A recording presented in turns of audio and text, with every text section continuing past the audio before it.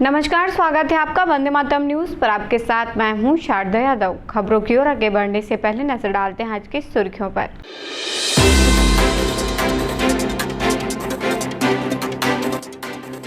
छत्तीसगढ़ रजत जयंती वर्ष पर महतारी सम्मेलन आयोजित।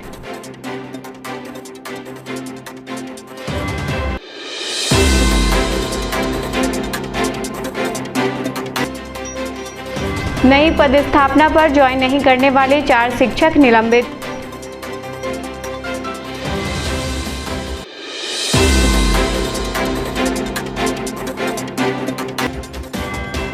सत्रह सितंबर को देश भर में होगा रक्तदान का महाअभियान।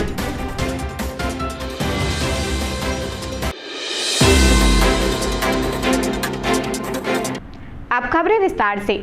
छत्तीसगढ़ रजत जयंती वर्ष के उपलक्ष्य में महिला एवं बाल विकास विभाग द्वारा महतारी सम्मेलन का आयोजन राजीव गांधी ऑडिटोरियम में किया गया, जिसमें कोरबा सांसद ज्योत्सना चरणदास महंत, कैबिनेट मंत्री लखनलाल देवांगन, महापौर सहित बड़ी संख्या में महिलाएं उपस्थित रही। इस अवसर पर अपने अपने क्षेत्र में उत्कृष्ट कार्य करने वाली महिलाओं को मोमेंटो, प्रमाण पत्र व उपहार प्रदान कर सम्मानित किया गया।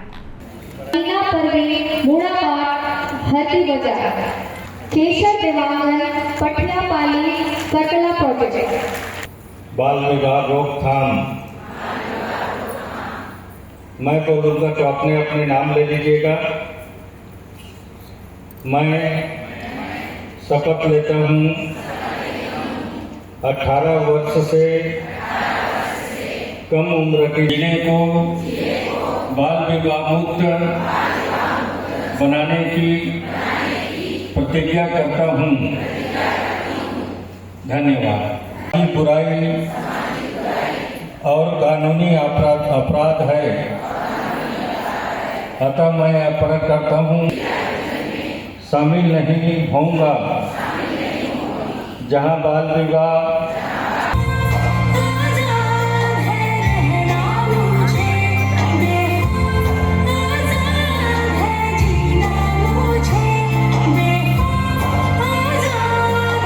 आज का कार्यक्रम बड़ा सफल रहा। महिला बाल विकास का है, ये रजत जयंती का अवसर था और खासकर महिलाओं की सशक्तिकरण का था। महिलाएं कैसे हमारी आगे बढ़ें, आंगनबाड़ी मितानिन सबका सहयोग हमको मिलता रहे। सरकार सोचती है जमीनी स्तर पे ये काम हो रहा है या नहीं, इसकी भी जानकारी लें और हमारी महिलाओं को खुद इतनी सशक्त हैं कि वो अपने आप को खुद सशक्त करें। उन्हें किसी सरकार की या जनप्रतिनिधि की जरूरत नहीं है, ये मेरा मानना है। देखिए, सरकार तो बहुत अच्छे चाहे वो केंद्र सरकार हो चाहे वो राज्य की सरकार हो, बहुत अच्छे महिलाओं के लिए उन्होंने निकाले हैं कि भाई इसमें ऐसा होना चाहिए, इस तरह से महिलाएं बढ़ना चाहिए, इतना लोन मिलना चाहिए। लेकिन उसको ज़मीनी स्तर पे कागज़ में ना रहकर ज़मीनी स्तर पे काम हो, इसके लिए अवलोकन करना चाहिए। चाहे वो हम हों या हमारे अधिकारी हों, ईमानदारी से महिलाओं को जो हमारी सरकारें देती हैं उन तक पहुंचना चाहिए, जो उनको फ़ायदा मिलना चाहिए। छत्तीसगढ़ को बने 25 वर्ष पूरा हो रहे हैं और छत्तीसगढ़ 25 वर्ष पूरा होने के अवसर पर रजत जयंती महोत्सव हम लोग पूरे छत्तीसगढ़ में सभी विभागों के माध्यम से अलग अलग कार्यक्रम करके मनाया जा रहा है। सबसे पहले मैं देश के पूर्व प्रधानमंत्री माननीय अटल बिहारी वाजपेयी जी को, आज वो हमारे बीच नहीं रहे हैं, उसके बावजूद भी उनको हम धन्यवाद देंगे। उन्होंने इस छत्तीसगढ़ राज्य बनाया और आज ये छत्तीसगढ़ निरंतर रूप से आगे बढ़ रही है। हर क्षेत्रों पर, चाहे विकास के क्षेत्रों में हो, शिक्षा स्वास्थ्य से लेकर हर क्षेत्र में छत्तीसगढ़ प्रगति की ओर अग्रसर हो रहा है। और निश्चित तौर पर आज कोरबा जिला महिला बाल विकास के द्वारा महतारी सम्मेलन का यहाँ पर आयोजन किया गया। काफ़ी संख्या में हमारे बहनें यहाँ उपस्थित हुए हैं और बहुत सारे हमारे अच्छे काम करने वाले बहनों को पुरस्कृत भी किया गया है। हमारे बच्चे जो अच्छे नंबर से पास होते हैं, मेरिट सूची में आते हैं, उनको भी सम्मान किया गया। इस तरह से यह कार्यक्रम कोरबा के लिए सफल रहा और पूरे छत्तीसगढ़ प्रदेश में हर विभाग में सरकार का यह आयोजन रजत जयंती महोत्सव हो रहा है। निश्चित तौर पर परसों हमारे देश के माननीय प्रधानमंत्री नरेंद्र मोदी जी का जन्म दिवस है, विश्वकर्मा भगवान की जयंती भी है और उनको भी, प्रधानमंत्री जी को भी हम धन्यवाद देते हैं कि देश के लिए अनेकों विकास के साथ साथ गरीब कल्याण योजना भी वो संचालित कर रहे हैं, इस देश के नाम को ऊंचा कर रहे हैं। निश्चित तौर पर हम सबके गौरव का विषय थी उस पे आधारित था।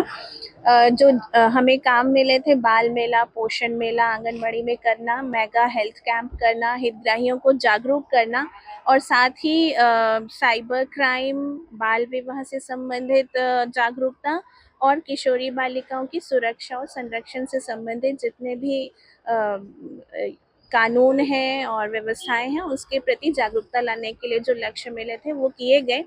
और जिला स्तर पे एक कार्यक्रम करना था तो आज उसी का आयोजन था। हमने माननीय मंत्री जी, माननीय सांसद महोदया उनको आमंत्रित किया था ताकि उनके माध्यम से लोगों तक बात जाए तो और अच्छे से लोग उसे समझते हैं। स्टॉल पोषण मेला स्टॉल था जिसमें हमने पोषण पखवाड़ा मनाया था। अब आज से पोषण माह शुभारंभ हो रहा है। इसमें हम यही संदेश देते हैं कि कैसे लोकल चीज़ों से बच्चों के लिए, गर्भवती माताओं के लिए संतुलित आहार और पौष्टिक आहार बनाया जा सकता है, उसे बना के दिखाया जाता है। साथ ही बाल मेला था जिसमें आंगनवाड़ियों में बाल मेला आयोजित हुआ। आंगनवाड़ी में ही बच्चों के लिए खिलौने बनाए गए, वेस्ट मटेरियल से उनको सिखाने के लिए, उनका ज्ञान बढ़ाने के लिए चीज़ें बनाई गई, उसी को आज प्रदर्शित किया गया था। साथ ही हमारे संरक्षण जो इकाई है उनसे जितने भी उन्होंने अभियान किए वो बैनर पोस्टर थे।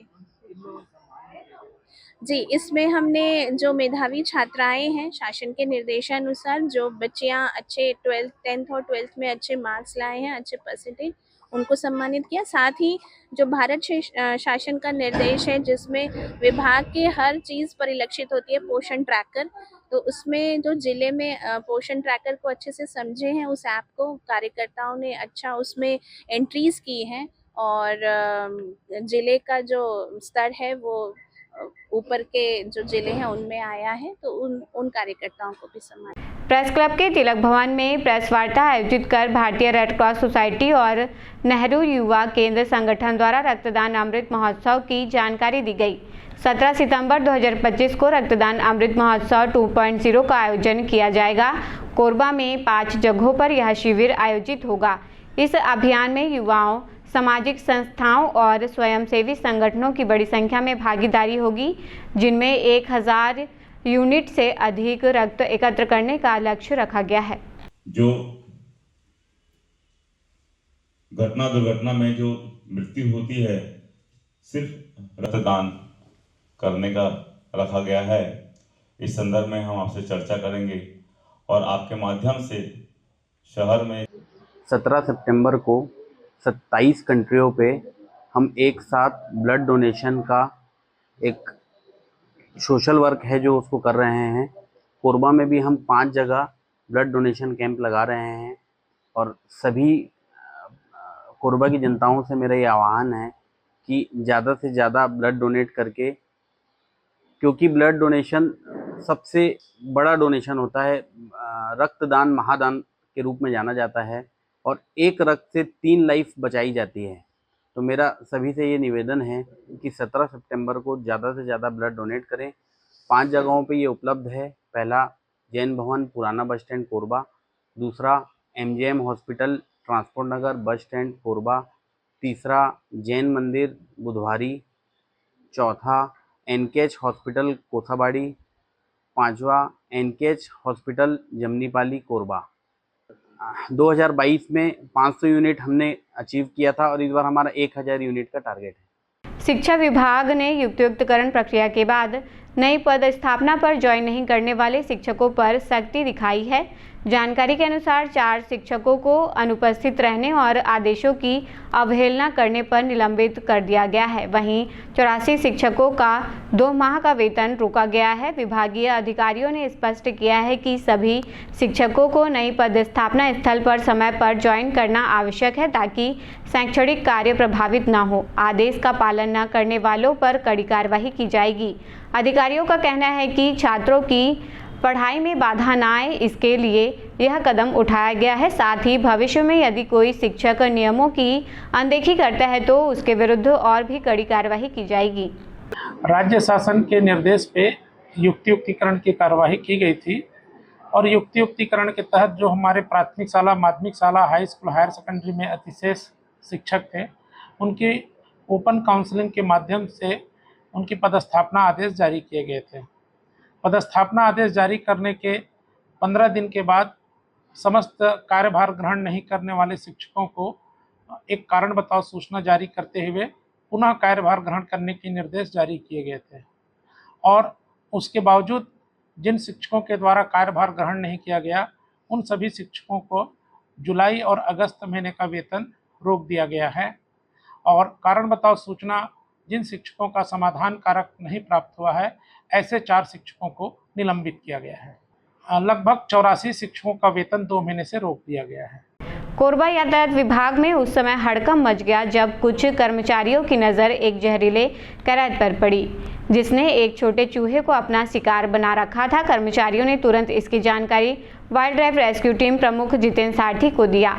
जितेंद्र सारथी ने मौके पर पहुंचकर सांप को सुरक्षित रेस्क्यू कर जंगल क्षेत्र में छोड़ दिया।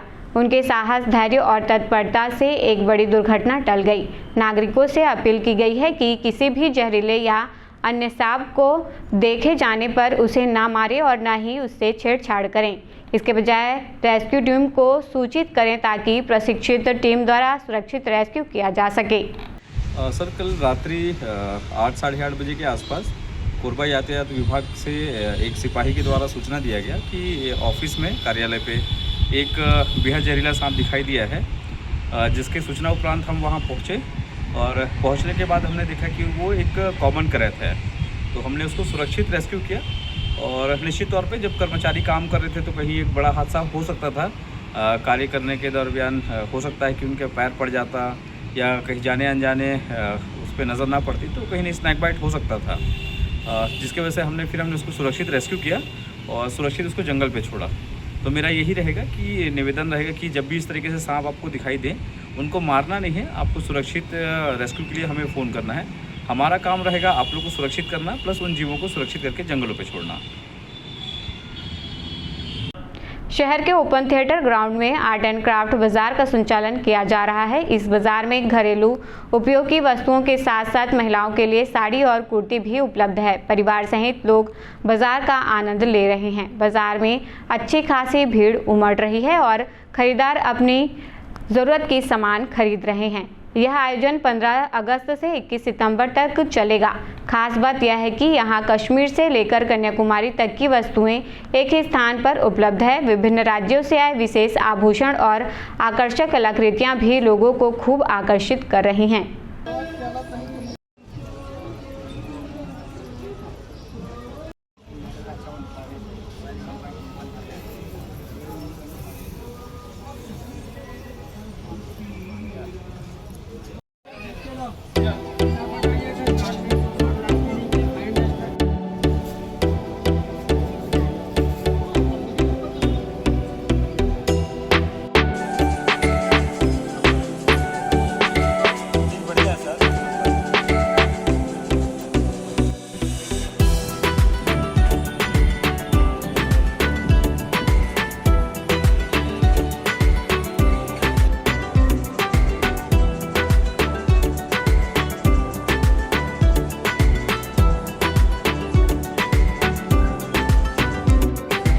काम करते रहो, बोल रहा हूँ कुछ।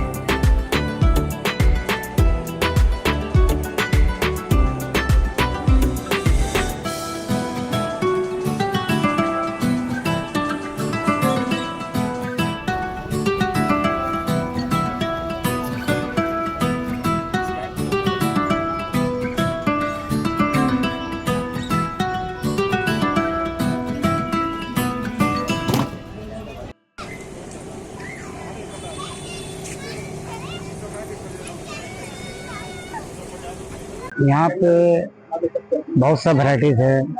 आपका बनारस आइटम है, हम लोग यूपी बिहार सब आइटम मिलेगा आपको यहाँ पे। दिल्ली, आपका लुधियाना सब आइटम मिलेगा। काश्मीरी, जितने भी आइटम चाहिए कम से कम 5000 आइटम मिलेंगे यहाँ पे। कम से कम 5000 आइटम है।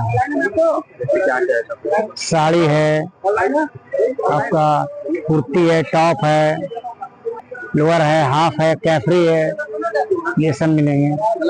जी हाँ, बहुत अच्छा लोग आ रहे हैं यहाँ पे और बहुत काफी भीड़ होगा। इसके बारे में सर, अभी राष्ट्रीय आर्ट एंड क्राफ्ट अलग अलग जगह से लोग आए हैं, कोई महाराष्ट्र, गुजरात, पंजाब, छत्तीसगढ़ से आए। अभी अच्छा रिस्पॉन्स मिल रहा है आपके शहर में। हमारे पास भी अलग अलग वैरायटी सब मिल जाएगा। जम्मू एंड कश्मीर तक का भी आइटम है, बनारसी साड़ी, सूट सब मिल जाएगा। कटलरी का भी सामान है, क्लीनिंग आइटम है, घर का जो भी है सब यूजफुल आइटम है। इसमें 20% आपको डिस्काउंट ऑफ मिलेगा। आप आइए, प्रचार करिए, ले जाइए। हमारे पास भी बहुत सारे क्लीनिंग आइटम है, जैसे carpet, sofa, glass cleaning, car wash के लिए बहुत अन्य प्रकार के यूनिक आइटम जो आपको मार्केट में कहीं नहीं मिलने वाला। हमारे जगह पे आइएगा तो आपको यूनिक आइटम भी मिलेगा, आपको 20% डिस्काउंट भी मिलेगा आपके सर। एक से बढ़ के एक आइटम है यहाँ पे। खादी, कुर्ते, पैंट, शर्ट सब मिल जाएंगे आपको। कोरबा की जनता से ही करते, अच्छा रिस्पॉन्स है यहाँ पे, अच्छा शॉपिंग भी चल रहा है यहाँ पे। कोरबा की जनता अच्छा शॉपिंग कर रही है, खरीदारी भी अच्छा कर रही है और डेली भी आ रही है, अच्छा रिस्पॉन्स भी है यहाँ पे। ये राष्ट्रीय आर्ट एंड क्राफ्ट के नाम से हमने जो प्रोग्राम लगाया है, ये बहुत अच्छा चल रहा है और यहाँ पे बहुत अच्छा हमें पब्लिक का रेस्पॉन्स मिल रहा है। और हम सभी कोरबा वासियों का अनुरोध करते हैं कि ये प्रदर्शनी आपके शहर में 21 सितंबर तक इसी तरह से चलती रहेगी। तो आप सभी से अनुरोध है कि एक बार इस प्रदर्शनी जरूर पधारें और आपको जो भी अच्छा लगे, जो भी पसंद आए, जरूर पसंद करें। यहाँ पे कश्मीर से लेकर कन्याकुमारी तक की जो इम्पोर्टेंट वस्तु होती है, जो घर में यूज होने वाली वस्तु होती है, वो सारी यहाँ पे मिलती है। किचन का आइटम है, घर के जो वस्तु, कपड़े हैं, हाथों से बनाए हुए कपड़े हैं, कश्मीरी से पश्मीना शॉल है, कारपेट है, क्रॉकरी है, बहुत फर्नीचर है, सहारनपुर फर्नीचर है। बहुत ऐसे आइटम है जो आपको बहुत ढूंढने से भी नहीं मिलते हैं, जो कि एक ही यहाँ पे एक ही छत के नीचे मिलते हैं। अब वक्त हो चला है हमारे खास और ज्ञानवर्धक कार्यक्रम पूछो तो जाने का। यह आम जनता से जुड़ने का हमारा प्रयास है, जिसमें हर क्षेत्र से सवाल पूछे जाएंगे और सही जवाब देने वालों को दिया जाएगा आकर्षक उपहार।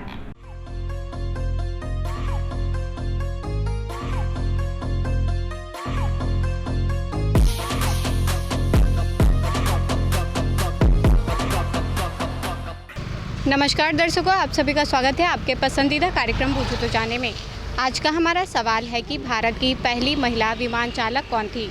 आज के विजेता को दिया जाएगा फिजिक्स वाला कोचिंग इंस्टीट्यूट की ओर से आकर्षक उपहार। तो आइए चलते हैं दर्शकों के बीच और जानते हैं आज के सवाल का जवाब। भारत की पहली महिला विमान चालक कौन थी? भारत की पहली महिला विमान चालक, पता नहीं। ठीक, कोई बात नहीं, धन्यवाद। भारत की पहली महिला विमान चालक कौन थी? पहली विमान चालक महिला सरोजिनी नायडू जी थी क्या? नहीं सर, गलत जवाब है। कोई बात नहीं, आप पूर्ववासियों को मैसेज देना चाहेंगे? बस यही मैसेज दूंगा कि गाड़ी थोड़ा सा ठीक से चलाएं, आजकल एक्सीडेंट बहुत ज़्यादा हो रहा है। बिल्कुल ठीक, धन्यवाद। भारत की पहली महिला विमान चालक कौन थी? भारत की पहली महिला विमान चालक बंगाली थी, वो भट्टाचार्य। कौन थी? हाँ, बंगाली थी, वो भट्टाचार्य थी। सर आपको नाम बताना पड़ेगा पूरा।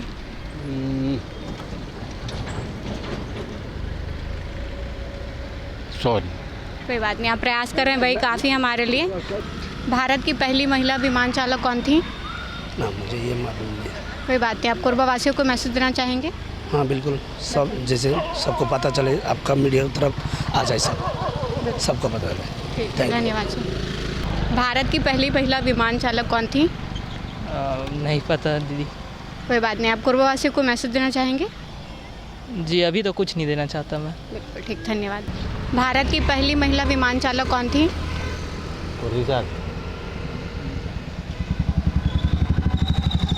अब वो मूवी बने ना निर्जा वाला,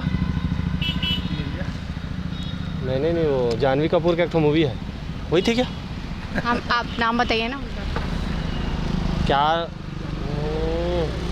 जानवी कपूर का एक तो मूवी आया था, नाम तो याद नहीं आ रहा है, शायद वो हो सकती है। ठीक, कोई बात नहीं, आप कोरबावासियों को मैसेज देना चाहेंगे? हाँ ऐसा तो बाकी सब ठीक है, बस ट्रैफिक का ध्यान रखें, बहुत ज़्यादा एक्सीडेंट हो रहा है। Thank you. भारत की पहली महिला विमान चालक कौन थी? विमान याद नहीं आ रहा है। ठीक, कोई बात नहीं। आप कोरबा वासियों को मैसेज देना चाहेंगे? क्या मैसेज देंगे कोरबा वासियों को? कोई बात नहीं, धन्यवाद। ठीक, भारत की पहली महिला विमान चालक कौन थी? नहीं मालूम।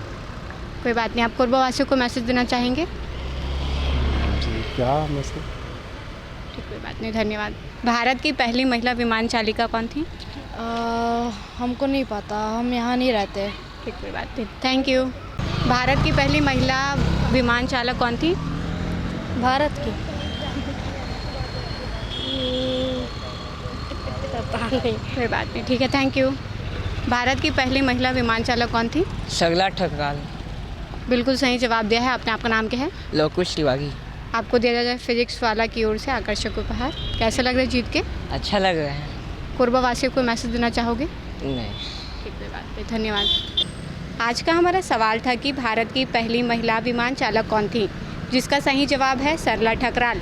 आज के हमारे विजेता रहे हैं लव कुश, जिन्हें दिया गया है फिजिक्स वाला कोचिंग इंस्टीट्यूट की ओर से आकर्षक उपहार। आज के लिए बस इतना ही। कल फिर मिलते हैं एक नए सवाल और जवाब के साथ।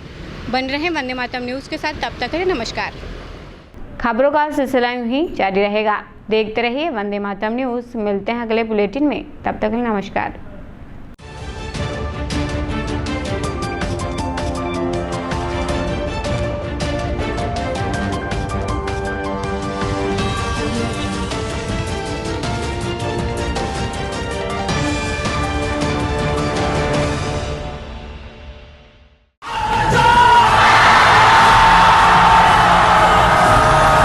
फाउंडेशन जेई नीट की तैयारी करने वाले स्टूडेंट्स और ड्रॉपर स्टूडेंट्स, अब आपके इंतजार पे पूर्ण विराम लगाने आ गया है फिजिक्स वाला आपके अपने शहर कोरबा में। अपने भविष्य को लेके चलिए एक सही राह पे फिजिक्स वाला के साथ। तो तैयार हो जाइए ऑफलाइन एजुकेशन में रिवॉल्यूशन के लिए। हमारा पता 2nd फ्लोर शांति हीरो शोरूम, कोसाबाड़ी चौक, कोरबा, छत्तीसगढ़। फिजिक्स वाला विद्यापीठ पाठशाला।